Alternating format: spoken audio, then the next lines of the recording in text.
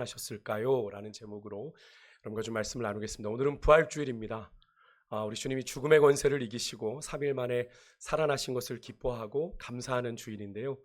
그래서 그런 의미에서 우리 옆에 계신 분들하고 한번 인사를 좀 나누어야 되겠죠. 어떻게 인사하시겠습니까? 우리 주님, 네, 안녕하세요.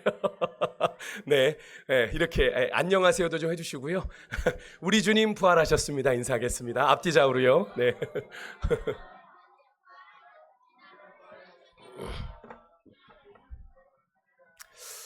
네, 우리 아이들 참 예의가 바르죠.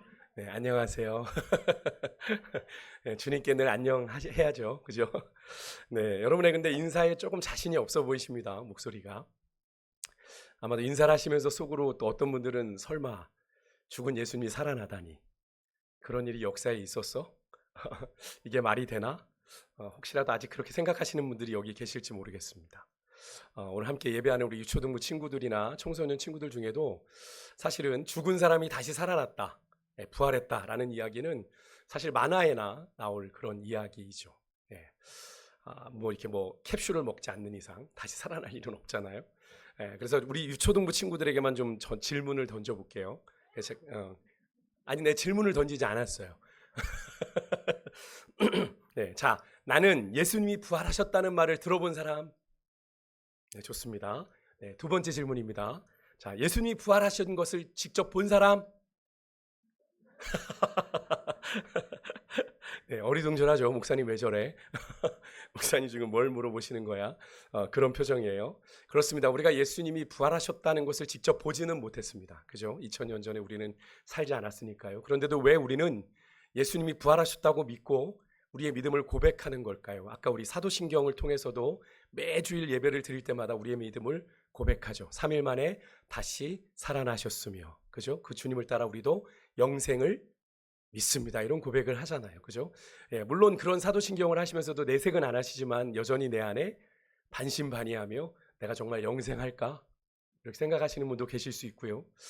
그렇지만 여러분, 예수님의 죽음과 부활은 교회가 만들어낸 이야기가 아니라 초대교회가 전해받은 역사적인 사건입니다. 그래서 오늘 우리가 함께 읽은 성경에서 사도 바울은 이런 이야기를 하고 있는 거예요. 3절에 보니까 오늘 세번역 성경으로 말씀을 좀 적었어요. 이해가 좀 쉬우시라고요.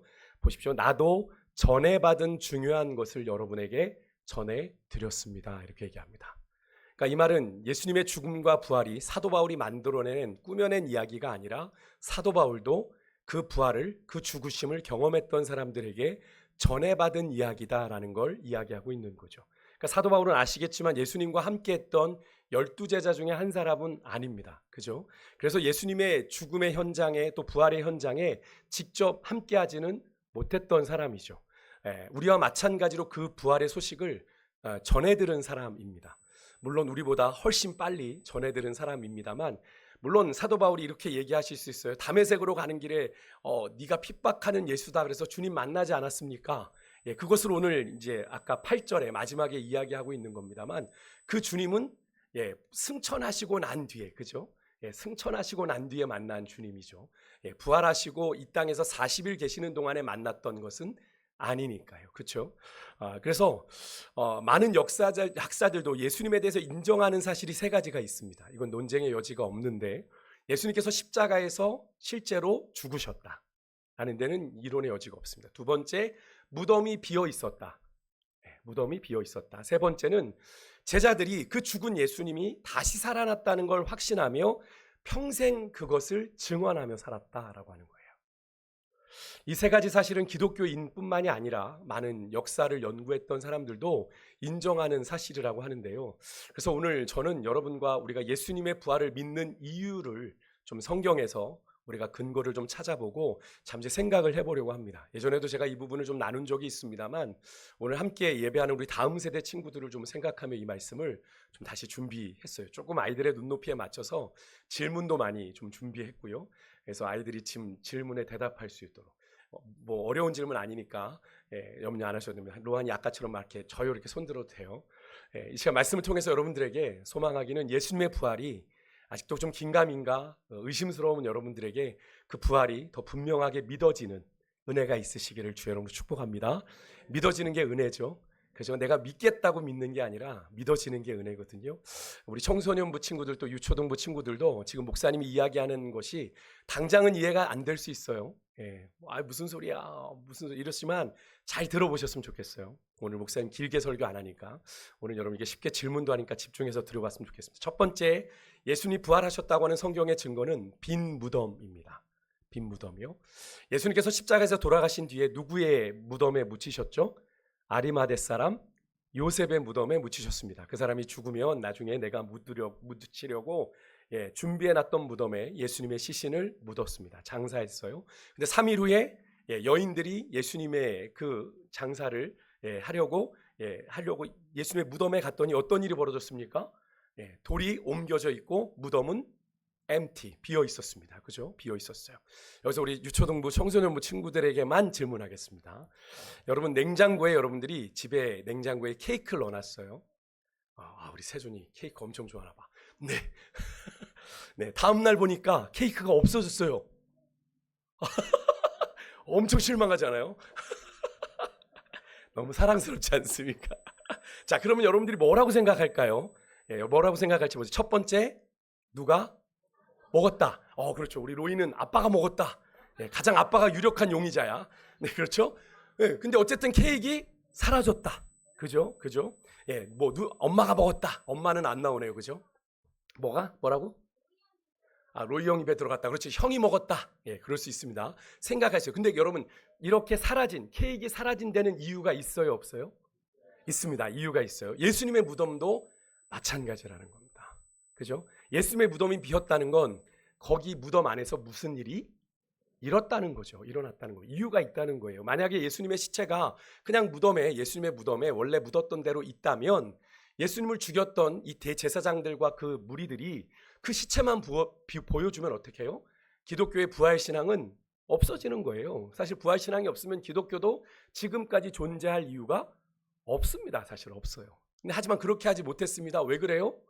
무덤이 비어 있었기 때문에 그래요. 비어 있었기 때문에. 그래서 그 당시 유대교 지도자들이 대제사장들의 무리가 어떻게 했냐면 그 당시 예수님의 무덤을 지키고 있었던 사람들을 돈으로 매수해서 퍼뜨린 이야기가 있습니다. 그게 어디에 나오냐면 마태복음 28장 11절에서 13절에 보면 마지막 장이죠. 예수님을 죽이는데 앞장섰던 대제사장의 무리들이 예수님의 무덤을 지키던 병사들의 방문을 받아요. 대제사장님이 지금 예수님의 무덤이 시신이 없어졌습니다. 자고 일어났더니 없어요. 얘기하는 겁니다. 우리가 잘 때 누가 가져간 것 같습니다. 그런데 사실은 그 무덤의 돌문을 옮긴다는 게 그렇게 쉬운 일이 아닙니다. 그 돌문을 옮기면 자다가도 벌떡 일어나야 될 상황이에요. 그런데 그 돌이 옮겨져 있고 무덤이 비어 있었다는 거 하는 거죠. 어떻게 선택을 했을까요? 이들이 이렇게 우리 말을 맞추자. 예수님의 제자들이 밤에 와서 우리가 잘 때 예수님의 시신을 도둑질해 갔다고 소문을 내자. 여기 적혀 있죠. 그래서 어떤 일이 벌어지게 되는지 아십니까? 15절 우리 같이 다 같이 읽어볼게요. 15절 시작. 군인들이 돈을 받고 가르친 대로 하였으니 이 말이 오늘날까지 유대인 가운데 두루 퍼지니라. 아멘. 그죠? 군인들이 돈을 받고 그 소문을 냈어요. 가르친 대로. 그래서 오늘날까지 이 마태복음이 기록된 그 시점까지 그 소문이 쫙 퍼지게 됐다라고 얘기하는 거죠. 그렇게 당시에 여러분 예수님의 무덤이 비었다는 소문이 난 거예요. 어찌됐든 난 겁니다. 근데 말입니다, 여러분. 이게 오히려 이 소문이 예수님의 시신을 제자들이 훔쳐가서 무덤이 비었다라고 하는 이 거짓 소문이 여러분 예수님의 무덤에 무슨 일이 일어났다라고 하는 결정적인 증거가 되었다는 거 여러분 아십니까? 그죠? 무덤이 비지 않았다면 이런 거짓을 만들 이유가 없는 것 아니겠습니까? 물론 이유가 무엇이든지 간에 제자들이 가져갔던 아니면 어떻게 됐든지 간에 지금 예수님의 시신이 사라져 무덤이 어떻게 해요? empty, 비어 있다라는 건 너무나도 분명한 사실이 되어버린 거죠. 이들이 그렇게 소문을 내는 바람에 본인들은 그런 의도를 하지 않았습니다만 예수님의 시신이 사라진 건 분명한 사실이 되어버렸습니다. 두 번째 예수님의 부활의 증거는 당시에 많은 사람들이 부활하신 분명히 돌아가셨는데 십자가에서 돌아가셔서 로마 병사들이 예수님의 다리를 꺾지 않아도 될 정도로 예수님이 이미 돌아가셨어요. 그래서 무덤에 장사했단 말입니다. 그런데 그 죽으신 주님이 다시 살아나셔서 많은 사람들을 만나신 거예요. 예수님이 부활하시고 이 땅에 40일을 머무셨는데 40일을 계시면서 많은 사람들에게 예수님이 부활하신 걸 친히 증언하셨습니다. 그래서 오늘 우리가 읽은 이 고린도전서 15장의 말씀에 보면 자, 예수님 부활의 주님이 누구에게 나타났나 보십시오. 5절에 보니까 게바, 누굽니까? 베드로죠. 베드로와 누구에게? 12제자에게 나타나셨고 6절에는 500여 형제들에게도 어떻게 나타나셨어요? 일시에는 뭡니까? 한 번에. 여러분 이게 어떻게 가능해요? 내가 여기 있는데 여러분 제가 저기 지금 북서울 꿈의 숲에 가서 벚꽃 볼 수 있어요? 없어요? 그렇죠? 난 여기 있으니까 못 보죠. 근데 예수님은 벚꽃 북서울에도 나타나셨네? 남산타워에도 나타나셨네? 이런 일이 어떻게 가능해요? 나중에 부활할 때가 되면 신령한 몸을 입게 되면 그런 일이 가능한 거죠. 예. 그래서 예수님이 500여 형제들에게 일시에 나타나. 나도 만났어. 그런데 시점이 같더라는 거죠. 그리고 바울이 이런 말을 6절 맨 뒤에 붙입니다. 6절 맨 뒤에 뭐라고 해요? 그 중에 지금까지 대다수는 살아있대. 사도 바울이 이 고린도전서라는 이 편지를 고린도 교회에 쓴 거거든요. 고린도전서는 편지입니다. 편지. 그래서 서신서 이렇게 얘기하는데 편지를 쓰는 이 시점까지도 그 부활하신 주님을 만난 사람들이 살아 있었다. 이 고린도전서가 쓰여진 시점을 주후 55년경으로 봅니다. 그러니까 예수님이 뭐 30년, 주후 30년, 40년 사이에 돌아가셨다라고 본다면 10년과 20년이 지난 때인데도 예수님의 부활을 만났던, 부활하신 예수님을 만났던 자들이 생존해 있었다라는 걸 의미하죠. 결국 사도 바울이 이렇게 얘기하는 건 뭘 의미하는 겁니까? 당신들이 내 말, 예수님이 부활하셨다, 죽은 예수님이 다시 살아나셨다는 것을 당신들이 못 믿겠다면 어떻게 하는 거예요? 부활하신 예수님을 만난 사람들을 찾아가서 어떻게 해요? 확인해봐라. 확인해봐라. 살아있다, 지금도. 라고 얘기하는 거죠. 여기서 제가 질문을 드리겠습니다. 이건 이제 모두에게 던지는 질문이에요. 한 사람이 말하면 틀릴 수 있을까요? 없을까요? 틀릴 수 있습니다. 그죠? 두 사람이 말하면 착각일 수 있을까요? 아닐까요? 착각일 수 있습니다. 근데 500여 명이 같은 이야기를 하면 어떻게 될까요? 네? 500여 명이 얘기하면 좋은가요? 네. 500여 명이 얘기하면 그건 단순한 착각이 아니라 정말 일어난 사건일 가능성이 있는 거죠. 큰 거죠. 예, 다음 세대 친구들에게만 물어볼게요. 여러분이 다니는 학교에 이런 일이 벌어진 거예요. 어떤 친구가 말합니다. 야, 얘들아, 어제 우리 학교에 사자가 나타났어. 그럼 여러분 믿으시겠어요? 안 믿죠? 그죠? 아마 못 믿을 겁니다. 믿으면 야, 너 큰일 나. 자, 그런데 여러분 여러분 요즘 한 반이 몇 명이에요? 한 28명, 한 30명 정도 요즘 된대요. 저희 때 막 60명 넘었는데 많이 안 나시긴 하시나 봐요. 그죠? 네, 60명이 막 15번 이랬는데. 예, 이 아이들. 그죠? 한 반이 그런 이야기를 해요. 야, 우리가 어제 사자 봤잖아. 근데 이제는 한 반만이 아니라 두 반이. 야, 우리 사자 봤다니까. 그럼 어떻게 될까요? 그렇게 이야기하면. 그래도 안 믿어요? 믿음이 너무 없구나, 너희들. 자, 사자가 나타났는지는 확실하지 않을 수 있어요. 그죠? 그런데 정말 어제 학교에 무슨 일이 있기는 있었구나라고 생각하겠죠. 왜? 두 반이나 60명이나 되는 친구들이 얘기하니까. 그죠? 사자는 안 믿을지 몰라도 어제 학교에 무슨 일이 있었구나라는 생각을 하게 되는 거죠. 여러분, 예수님의 부활도 그렇다는 겁니다. 예수님의 부활도요. 부활하신 예수님이 베드로에게만 나타났다. 그러면 이렇게 얘기할 겁니다. 그죠? 12제자들에게만 나타났다. 예수님이 가장 가까이 지냈던 산을 거짓말 짜고 치는 고스톱이지. 얘기할 수 있지 않겠습니까? 그런데 500여 형제들이 부활하신 예수님을 일시에, 동시에 만났고 그들은 말합니다. 뭐라고 얘기해요? 우리가 부활하신 예수님을 보았습니다. 부활하신 주님을 만났습니다. 이야기한다는 거죠. 여러분, 이게 거짓일 수 있을까요? 마지막 예수님의 부활을 믿는 마지막 증거는요, 예수님이 죽으시고 나서 그렇게 두려워했던 예수님의 제자들, 여러분 기억하십니까? 혹시 여러분들 매일 성경을 계속 묵상하신 분들을 보시면 여러분 요한복음에 예수님이 마지막 제자들과 함께 오랜 시간을 가지시죠. 다락방에서 계속 자신이 떠나가야 될 것을 말씀하셨을 때 제자들이 되게 불안해하고 염려했습니다. 두려워했어요. 예수님이 거듭 너희들이 평안하기를 내가 바란다. 샬롬의 평강을 계속 빌어주셨어요.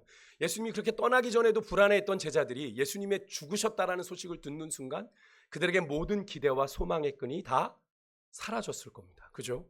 그래서 숨어 있었어요. 예수님이 돌아가시고 난 다음에 숨어 있었습니다. 왜 숨었을까요?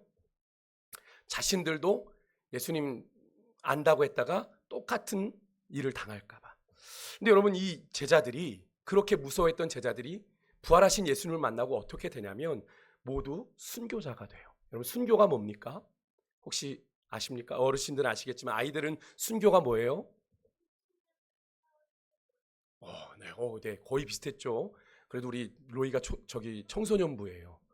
네, 그래서 네, 그렇죠. 죽으면서 내 믿음을 끝까지 지켜내는 게 순교죠. 그래서 그런 사람을 순교자라고 부르는데 내가 예수님 부인해. 그래서 우리가 예전에 우리 일제 시대에는 일제 신사참배. 예, 우리 믿는 그리스도인들에게 저 신사에다 절해라. 그러니까 믿는 사람들이 어떻게 했을까? 네, 절하겠어요. 라고 한 사람들도 있었지만, 네, 그러지 않고 생명을 걸고 절하지 않고 죽임을 당한 사람들이 있었고요. 여러분 6.25 사변 알아요? 예, 6.25 전쟁 때도 예, 공산당들이 예수님 안 믿는다고 하면 예, 뭐 살려준다고 했는데 예수님 믿는다고 했다가 죽은 우리 믿음의 선배들이 우리나라에 있어요. 그분들이 다 순교자죠. 그런 순교의 터들이 있는데요. 여러분, 그렇게 순교한 사람을 순교자들이라고 하는 예수님의 12제자 중에 요한 한 사람만, 요한계시록과 요한서신을 썼던 요한 한 사람만 자연적으로 반모섬에서 죽었고요. 나머지 11명은 다 순교를 하게 되는 거죠. 예, 물론 가룟 유다 대신 들어온 마띠아까지 다 순교를 하게 됩니다. 여러분, 킹 오브 킹스라는 영화 보셨습니까? 예, 그렇죠. 우리 친구들은 부모님하고 봤나 봐요. 지난 금요일에 저희가 보았는데 거기에 보면 예수님께서 잡히시던 날 밤에 제자들이 모두 도망갑니다. 특별히 예수님의 제자 중에 가장 충성을 맹세했던, 다 버릴지라도 내가 죽을지언정 주님을 배반하지 않겠습니다 얘기했던 사람이 누구예요? 주일학교 교육이 아주 탁월하신 것 같습니다. 네, 베드로가 어떻게 합니까? 예수님 말씀대로 닭 울기 전에 예수님을 3번 부인하고 나중엔 저주까지 하게 되죠. 그죠? 왜 제자들이 부인하고 도망쳤습니까? 그렇지 않으면 예수님처럼 같이 죽을 수 있으니까 두려웠던 거죠. 두려웠던 거죠. 여러분, 그렇게 두려워했던 제자들입니다. 그렇게 무서워했던 제자들입니다. 근데 그들이 부활하신 예수님을 만나고 완전히 달라져요. 부활하신 주님을 만나고 완전히 달라집니다. 그렇게 두려워했던 제자들이요, 사도행전을 보면 담대하게 복음을 전하고 있고, 아까도 말한 것처럼 대부분 예수님이 살아나셨습니다, 부활하셨습니다를 전하다가 다 죽임을 당합니다. 죽임을 당합니다. 그래서 중요한 질문을 드릴게요. 모두에게 드리는 전 질문입니다. 여러분, 사람이 내가 한 거짓말을 위해서 목숨 던질 수 있습니까? 아니죠. 그죠? 예, 거짓말이 들키면 미안하네, 거짓말이었어, 이렇게 얘기하고 끝나지, 거짓말 때문에 목숨을 거는 사람은 없습니다. 예, 근데 누군가는 그 거짓말이 가짜 정보인데 진짜로 믿고 죽을 수는 있겠죠. 하지만 자기가 한 거짓말을 위해서 죽는 사람은 없습니다. 그죠? 거짓말이기 때문에. 하지만 제자들은요, 자신들이 본 것을 증언하면서 그것을 위해서 기꺼이 자신들의 생명을 던졌다는 거죠. 예, 그들은 왜 그랬을까요? 정말 부활하신 예수님을 그들이 만났기 때문이죠. 만났기 때문이죠. 이제 우리 다음 세대 친구들에게만 질문할게요. 여러분, 혹시 집이나 학교에서 내가 화분에 씨를 심어본 사람? 예, 그렇죠. 학교에서 보통 방학 숙제 때 많이 내주죠. 여러분, 처음에 씨를 심으면 어떻게 보여요? 흙으로 이렇게 덮어놓으니까 안 보여요. 그죠? 씨가 없어진 것 같고, 밤에 쥐가 와서 파먹었을지도 모를 것 같고, 죽은 것 같기도 하고, 소식도 없어. 근데 시간이 좀 지나면 어떻게 되죠? 예, 싹이 올라오죠. 예, 그 씨가 내가 살아있어 라고 이렇게 일어나잖아요. 그죠? 예, 그렇습니다. 여러분, 예수님의 죽음도 처음엔 그렇게 보였습니다. 다 끝난 것처럼 보였어요. 끝났구나. 그런데 여러분, 하나님은 그 무덤에서 새로운 생명의 역사를 시작하신 줄 믿습니다. 어떤 사람이 이런 질문을 했어요. 예수님의 부활을 어떻게 믿을 수 있습니까? 한 변증가가 이렇게 대답을 했어요. 변증가란 뭐냐면 어떤 사실, 신이 존재하는가 이런 것들을 논리적으로 증명해내는 사람입니다. 여러 가지 이론이나 이런 것들을 통해서 증명해내는 사람이 변증가인데, 그런 변증가가 이렇게 대답을 했다고 해요. 예수님의 부활에 대해서 나는 이렇게 변증합니다. 같이 한번 화면을 보고 좀 읽어볼게요. 같이 읽습니다. 시작. 한 사람이 말하면 착각일 수 있습니다. 10사람이 말하면 오해일 수 있습니다. 하지만 수백 명이 같은 것을 보고 인생이 바뀌었다면 그것은 역사입니다. 예. 역사라는 건 뭡니까? 사실이라는 거죠. 팩트라는 겁니다. 팩트. 수백 명의 사람들이 그것을 보고 인생이 바뀌었다면 그것은 사실일 수밖에 없다라는 거예요. 여러분, 그렇다면 예수님의 부활은 어떻겠어요? 500여 명에게 일시에 보였다는 예수님의 부활은 역사적인 사실인 거죠. 믿으십니까? 예수님의 부활 이후에 실제로 일어난 일이 있습니다. 제자들의 그 두려움이 담대함으로, 용기로 바뀌었고, 제자들의 그 절망이 소망으로 바뀌었습니다. 그래서 저 작은 땅, 지금도 중동에 전쟁이 있죠. 이스라엘 되게 작은 나라입니다. 근데 저 유대 땅에서 일어난 예수 운동이 전 세계 교회가 되었다라고 하는 것. 여러분, 2000여 년에 기독교 역사가 그것을 증명하죠. 그것이 거짓이었다면 지금 2000여 년의 역사 가운데 이 기독교 복음이 전해질 수 있었을까요? 여러분, 이 놀라운 변화는 예수님의 부활 없이는 결코 설명이 될 수가 없습니다. 그렇다면 여러분, 이 예수님의 부활은 그저 그냥 과거에 일어났던 사건인가요? 그렇지 않습니다. 부활은 단순히 예수님이 다시 살아나셨다라고 하는 과거의 사건으로 끝나지 않았고요. 이 예수님의 부활은 오늘을 살고 있는 우리들의 삶에도 중요한 의미가 있는데요. 무슨 의미일까요? 여러분, 예수님의 부활은 우리에게 중요한 사실 두 가지를 이야기하는데, 먼저는 여러분, 죽음이 끝이 아니라는 사실입니다. 여러분, 예수님이 죽음을 이기셨어요. 그죠? 그리고 영원한 생명을 얻으셨죠. 다시 3일 만에 살아나셔서. 그래서 우리에게도 영원한 생명이 있습니다. 믿으십니까? 믿으세요? 비록 육신은 죽을 때가 있어요. 육신은 비록 죽을 때가 있지만 우리의 영혼은 어떻게 해요? 영원히 주님과 함께 사는 영생의 복을 누리게 된다는 사실을 예수님께서 몸소 보여주신 게 바로 이 부활 사건입니다. 그래서 사도 바울은요, 고린도전서 15장 20절에서 예수께서 죽은 자 가운데서 다시 살아나사 잠자는 자들, 여기서 잠자는 자들은 죽은 자들을 의미합니다. 죽은 자들의 뭐가 되셨다? 첫 번째 열매가 되셨다. 여러분, 첫 번째 열매가 되셨다라는 건 그 뒤에 예수님의 부활을 따라 두 번째, 세 번째, 네 번째 열매가 될 자들이 있다라는 걸 의미하는 거죠. 여러분, 그 다음 순번은 누구의 것이 될까요? 예수님의 죽음과 부활을 믿는 여러분과 저의 몫인 줄 믿습니다. 아멘이십니까? 예수님의 십자가 죽으심과 부활을 믿는 우리에게 그 부활의 영광이 주어진다니까요. 주님이 그것을 우리에게 보여주신 겁니다. 또 하나의 예수님의 부활이 주는 우리에게 의미는 죄가, 우리의 발목을 잡고 있는 이 죄가 더 이상 우리를 묶어둘 수 없다라는 겁니다. 물론 지금은 아직 완전하지 않아 죄의 발목 잡히죠. 그래서 왜 나는 이 모양일까? 나는 왜 이 모양으로 살까? 라는 생각들을 참 많이 하게 되는 것이 우리의 현실입니다. 그렇지만 여러분, 우리가 낙심하지 말아야 될 건 사도 바울 같은 사람도 그런 고민을 했더라. 그래서 위로가 되죠. 사도 바울 같은 사람도. 여러분, 죄의 삭은 뭡니까? 죽음입니다. 죄의 대가는 죽음이에요. 죽어야 됩니다. 근데 우리가 죽어야 될 그 자리에서 누가 죽으셨어요? 예수님이 우리를 대신하여 죽으셨어요. 그것을 대속이라고 합니다. 죄의 값을 지불했다. 대신 지불했다. 그죠? 우리가 치러야 되는 죄의 값이 죽음인데 내가 죽어야 될 그 자리에 예수님이 죽으심으로 말미암아 우리의 죄값을 대신 치르셨다라고 해서 대속이라고 이야기를 합니다. 그렇게 여러분, 주님이 그렇게 죽으신 걸로 끝난 게 아니라 어떻게 해요? 그 죽음의 권세에 주님이 완전히 매이신 것이 아니라 그 죽음의 권세를 깨트리시고, 아멘이십니까? 부활하심으로 그 죽음의 권세를 이기셨기에 이 죄와 죽음의 권세가 더 이상 우리에게 역사할 수 없음을 믿으시기를 바랍니다. 아멘이십니까? 그래서 제가 자주 말씀드리죠. 그래서 믿는 자의 죽음은 평안해요. 믿는 자의 죽음은 평안합니다. 제가 부교육자 생활을 하고 또 사역을 하면서 정말 수십 건의 장례를 치러봤지만 믿는 자들의 죽음은 평안합니다. 천국에 소망이 있는 분들은요, 너무나도 자연스럽게 주님 만날 준비를 하시더라고요. 그게 어디서 오는 평안입니까? 하늘로부터 임하는 부활의 소망 가운데 누리는 평안이죠. 저는 바라기는 우리 세광의 모든 성도님들에게 그 부활의 산 소망이 충만하여 죽음과 같은 상황 속에서도 넉넉히 이기게 하시는 은혜를 경험하게 될 줄 믿습니다.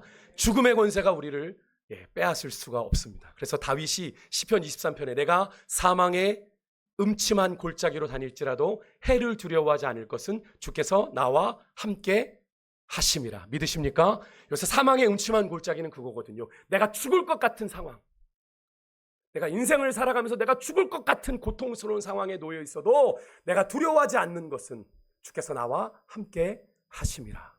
아멘이십니까? 우리가 이 소망이 있어서 우리가 이 인생의 길을 담대하게 살아갈 수 있는 거죠. 그래서 여러분, 예수님의 부활을 믿는 자들은 죽음을 두려워하지 않습니다. 죽음 그까이 거. 왜 그렇습니까? 예수님으로 말미암아 우리는 이미 뭘 얻었어요? 영생을 얻었으니까. 여러분 믿으십니까? 우리가 너무나 잘 알잖아요. 요한복음 3장 16절. 이건 누구나 다 암송하시는 거잖아요. 하나님이 세상을 이처럼 사랑하사 독생자를 주셨으니 이는 그를 믿는 자마다 멸망치 않고 영생을 얻게 하려 하심이라. 왜 멸망해요? 죄값은 사망이니까 멸망해야 되는데 나를 대신해서 죽으신 예수님을 믿기만 하면, 그죠? 믿는 자마다 뭘 얻는데요? 영생. 아멘이십니까? 영생을 얻습니다. 여러분, 우리는 이미 영생을 가진 자들이에요. 우리는 영원히 삽니다. 믿으십니까? 그러니까 죽음 앞에서 찌질하게 자꾸 그러지 마시라고요. 세상 사람들은 죽음 이후를 장담하지 못하니까, 죄송하지만 안 믿는 분들의 장례도 몇 번 치러봤는데 엄청나게 두려워합니다. 그 죽음의 공포가 얼마나 큰지 벌벌벌벌 떱니다. 벌벌벌벌 떨어요. 저기 날 데리러 왔다고, 누가 날 데리러 왔다고. 목사님, 나 좀 살려달라고. 제가 어떻게 살려줍니까? 기도만 할 뿐이죠. 기도만 할 뿐이에요. 여러분, 영생의 소망이 없는 자는 그렇게 두려워할 수밖에 없어요. 하지만 우리에게는 영생의 소망이 있는 줄 믿습니다. 예수님의 죽음과 부활을 믿는 자마다 멸망치 않고 영생을 얻는다. 이 예수님의 말씀이 여러분에게 믿어지는 은혜가 있으시기를 주 여러분으로 축복합니다. 암송으로 끝나면 안 돼요. 그게 믿음으로 내 안에서 살아나야 되는 줄 믿습니다. 여러분, 다시 물을게요. 여러분은 예수님께서 죽음의 권세를 이기시고 부활하셨음을 믿으십니까? 아멘이십니까? 오늘에 이르기까지 교회의 역사가 바로 그걸 증거하는 겁니다. 어떻게 거짓말이 수천 년의 진리가 되어서 여러분 언어와 민족과 문화를 뛰어넘어 오늘 여기까지 전파될 수 있겠습니까? 우리가 예수 믿은 거 신기하지 않습니까? 예수님은 우리와 함께 교집합이 하나도 없는 그런 존재인데 그 예수님을 나의 구주, 나의 하나님으로 고백하고 있다는 이 사실이, 그 진리가 수천 년의 역사를 통해 지금까지 이어져 왔다는 사실이, 그리고 그 일마다 시대마다 그 진리를 지키기 위해서 목숨까지 건 사람들이 있었다는 것이 너무나도 귀한 일들이지 않습니까? 그것이 거짓이었다면 그들은 얼마나 허망한 죽음을 죽은 걸까요? 근데 그렇지 않습니다. 마지막으로 여러분, 그렇다면 우리가 부활을 믿는 우리들은 어떻게 살아야 될까요? 우리 부활을 믿는 사람은 더 이상 이 세상에 연연하느라 여러분 불안과 두려움에 무엇을 먹을까, 무엇을 마실까, 무엇을 입을까를 염려하며 사는 존재가 아니라 부활의 산 소망으로 살아가게 되는 줄 믿습니다. 언제 주님 부르셔도 I'm ready. 아멘. 준비되셨습니까? 주님이 언제 이제 가자 부르셔도 준비되셨습니까? 할렐루야. 할렐루야. 정말 저 믿음의 고백. 그래서 주님이 어린아이 같지 않으면 천국에 들어갈 수 없다고 하신 말씀이지 않나 싶습니다. 여러분, 우리는 부활하셔서 지금도 살아계신 우리 주님과 영원히 살 것을 믿기에 우리는 죽음의 상황 속에서도 사망의 음침한 골짜기에서도 낙심하지 않고 주님 안에 살아있는 소망을, 죽은 소망이 아닙니다. 살아있는 소망입니다. 여러분, 끝난 소망이 아닙니다. 살아있는 소망입니다. 그 소망을 품을 수 있는 줄 믿습니다. 여러분, 인간에게 죽음만한 절망은 없어요. 제가 아까도 말씀드렸지만 죽음의 이 문턱 앞에선 다 낙심하고 좌절합니다. 근데 여러분, 이 죽음의 권세를 이기시고 부활의 산 소망이 되신 주님을 믿는 자들에게는 이 죽음의 절망마저도 더 이상 문제가 되지 않는 줄 여러분 믿으시길 바랍니다. 예수님의 무덤이 끝이 아니었습니다. 그죠? 무덤이 끝이 아닌 것처럼 우리 인생도 우리가 만나는 그 사망의 음침한 골짜기가, 그 고난과 역경이 끝이 아니라는 사실을 여러분 반드시 믿으시기를 주 여러분 축복합니다. 그러니까 우리는 인생의 고비를 만났을 때, 내가 정말 죽을 것 같은 내 숨통을 조여오는 순간을 만났을 때 우리는 어떻게 해야 돼요? 마침표 인생 찍어요? 그건 세상 사람들이 하는 일이고요. 우리는 어떻게 해요? 쉼표를 찍고 누구 앞으로 나가요? 소망 되신 주님 앞에 나아가 몸부림쳐야 돼요. 기도해야 되는 줄 믿습니다. 주님 살려주십시오. 주님 도와주십시오. 내 소망은 주님밖에 없습니다. 그게 부활의 능력인 줄 믿습니다. 여러분, 제가 지난주 금요일에 킹 오브 킹스라는 영화를 봤잖아요. 저희가 같이 오셔서 봤는데, 우리가 마지막으로 부활의 소망을 가졌다면 부활의 증인으로 살아야 되는데, 영화 속에서 저는 참 인상적인, 처음 봤을 때 못 봤던 장면을 봤는데요. 찰스 디킨스라는 사람이 막내 아들에게 왕의 이야기를 해주는 게 이 이야기의 배경입니다. 이 아이 월터 디킨스라는 아이가 3남매 중에 막내인데요. 저 끝에 있는 아이인데요. 저 아이가 참 인상적인 모습이 뭐냐면 이 아이가 너무 왕의 이야기를 좋아합니다. 그래서 우리가 잘 아는 아더왕 이야기. 저 어릴 때 아더왕 만화 되게 재밌게 봤거든요. 요즘엔 없지만 요즘엔 뭐 어떤 거 보나 아이들이 뭐 어쨌든 왕 이야기. 근데 이 아이가 그 왕 이야기를 너무 좋아하니까 아버지가 야 내가 진짜 왕의 이야기를 해줄게. 그래서 이 세상의 왕 중의 왕 대신 예수님의 이야기를 이 아이에게 해주게 됩니다. 밤늦게 말이죠. 이 막내 월터 디킨스는 아버지 얘기를 듣는데 형 누나는 벌써 잠들었어요. 근데 이 아이가 예수님의 십자가 사건을 경험하고 너무나 가슴 아파하더니 예수님의 부활을 경험하고 너무 기뻐해요. 아이가 와 우리 예수님이 죽음을 이기시고 살아나셨어요. 막 이렇게 기뻐하는데 이 아이가요 마지막 엔딩 같은 크레딧에서 어디로 가는지 아십니까? 아버지의 품을 떠나서 형이 누나가 자고 있는 방으로 뛰어가요. 형 누나 일어나 우리 예수님이 살아나셨대. 예수님이 살아나셨대. 여러분 그 장면이 뭘 이야기하는 것 같습니까? 예수님의 부활을 믿는 사람은 어떻게 해요? 전하지 않을 수 없다는 거죠. 말하지 않을 수 없다는 거죠. 그것을 보여주더라고요. 그것을 보면서 전율이 느껴졌습니다. 아 이것까지도 감독이 계산을 한 거구나.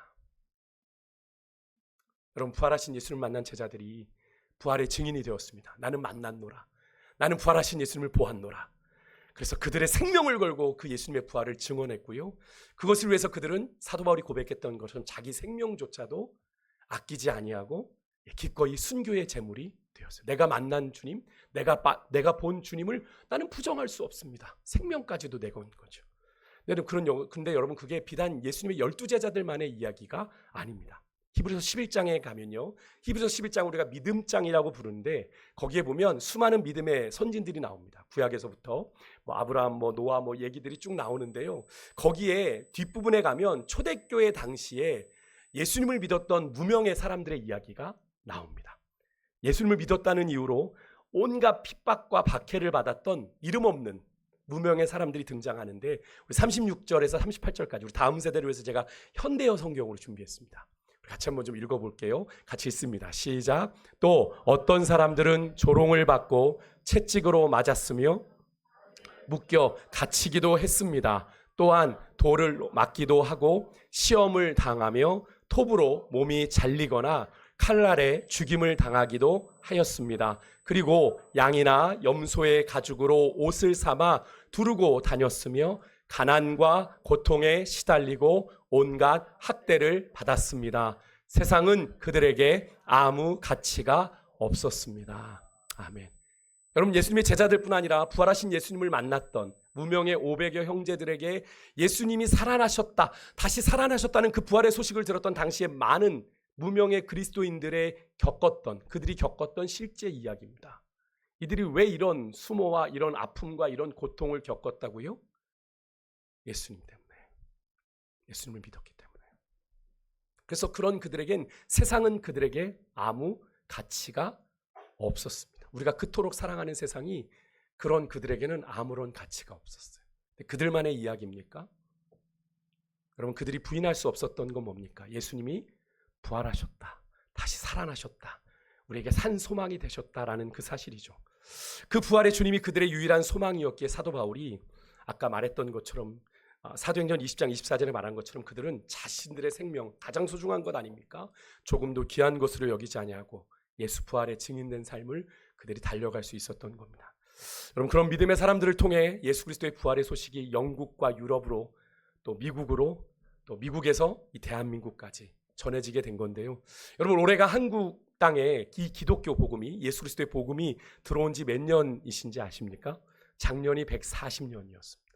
올해가 141년입니다. 여러분 우리는 그 140년의 시간 동안 우리들의 모습은 어떤 모습일까요? 여러분 정말 주님의 부활을 온전히 믿는 그런 부활의 증인다운 모습으로 여러분 신앙생활 하고 계십니까? 바라기는 저는 우리 세광교회 우리 성도들이 남녀노소를 불문하고 여기 오늘 우리가 세대를 연합해서 예배를 드리고 있는데 예수님의 부활을 믿고 그 부활을 삶으로 전하는 부활의 공동체, 소망의 공동체가 될 수 있기를 간절히 소망합니다. 그런데 그것은 우리가 예수님의 부활을 온전히 믿을 때 가능한 일이죠. 그 부활이 내 부활입니다 고백할 때 우리는 온몸으로 세상 가운데서 주님의 부활을 증거하는 하나님의 사람들이 되는 줄 믿습니다. 우리 그렇게 소망하는 마음으로 함께 우리 아까 마지막 불렀던 찬양인데요. 주 예수 나의 산소망. 여러분 이 찬양의 가사를 꼭 잘 묵상해 보시고 불렀으면 좋겠습니다.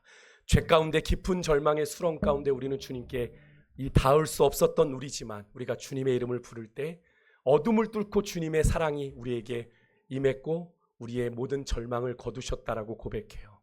구원의 은혜가 주님의 은혜입니다라고 고백하는 이 찬양 우리 고백하고 우리 제가 기도하고 말씀 마치겠습니다.